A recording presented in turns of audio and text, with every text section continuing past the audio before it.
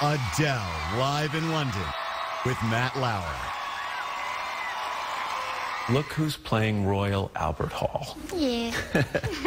I mean, can you describe the moment? I mean, when you stood on the stage for rehearsals and just looked at the bones of the building, what went through your mind?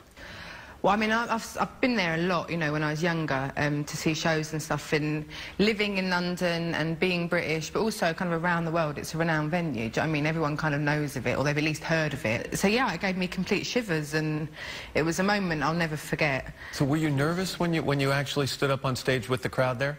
Yeah, I kind of took the full throttle of the fact that I was about to play Royal Albert Hall. So I wasn't as bad as when I went on stage as when I normally am. I'm normally super, super nervous.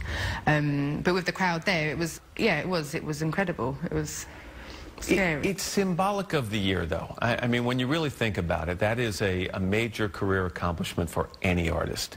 And it was really just a fitting part of this year you've had. What was the pinch me moment in the year? I think the Grammys was the pinch me moment of my life, really. It's going to sort of be up there in the top moments of my life ever. And, you know, I'm still young, I've got so many other things to do, and I doubt I'll ever achieve anything quite as spectacular as that night. I was thinking about it a little bit last night when I was thinking about this interview and stuff like that, and I got a bit choked up because it's amazing to do so well anyway, you know, and to have so many people want to see you live and hear your record and have a record touch so many people that you don't know. It's like, it's so bizarre having that many people relate to something that you've gone through. And I remember feeling so alone when I was going through it, and there's like 25 million people that are like, yeah, I get what she's saying.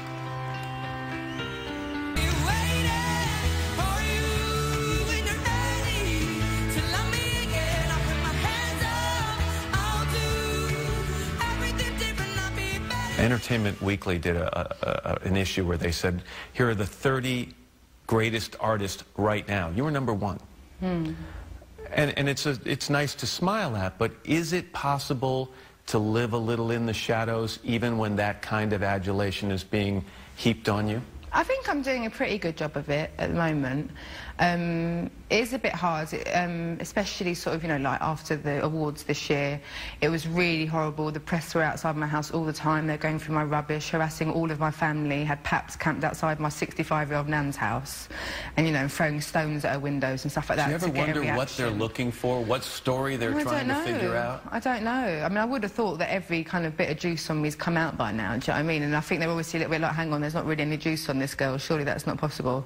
But there isn't, you know. I had no secrets, I never have, and I've always talked so openly about things.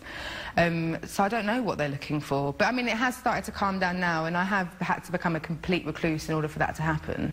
I've managed to sort of stay out of the public eye recently. But the other day, I walked through Trafalgar Square on a Saturday afternoon. Describe the scene. What was happening? Well, I mean, I was a bit worried. I was in my pyjamas as well, because I'd been working the day before, so all I had were these awful, I was in colour. I'm always in black. I had floral tracksuit bottoms on, this massive green coat, and some little pink pumps.